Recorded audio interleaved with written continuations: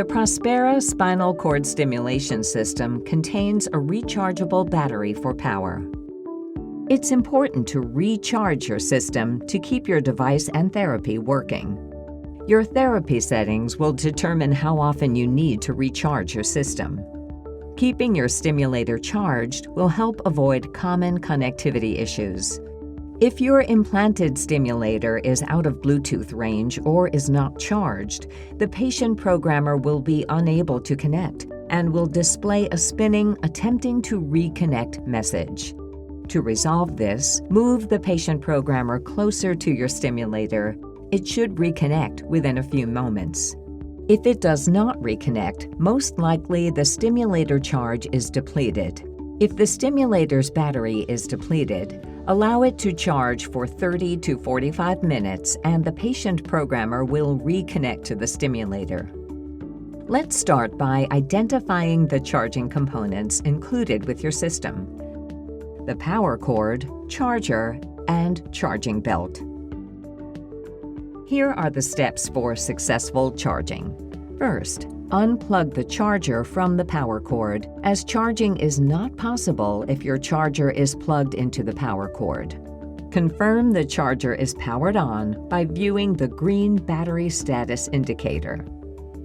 Now, insert the charger into the belt with the control button facing outward.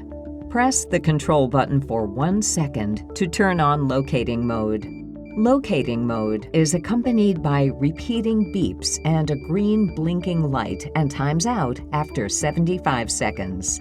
Move the charger into position by guiding it over your implant. If you have trouble making a connection, you may need to move your belt up higher on your waist, as the charging connection point is near the top of your implanted stimulator. When the charger is properly positioned, a single, long confirmation beep will sound to indicate that charging has started. You can also check for a stimulator is charging notification on your patient programmer to confirm charging has started.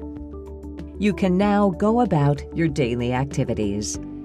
During charging, don't lean up against pillows or padded furniture that may prevent proper ventilation. Also, keep your patient programmer nearby to check that your device is still charging. Charging time varies based on how often you charge. A typical charging time is about an hour. Once charging is complete, you'll hear 3 ascending beeps that repeat 2 times. You can now remove the charger from the belt and plug it back into the USB power connector.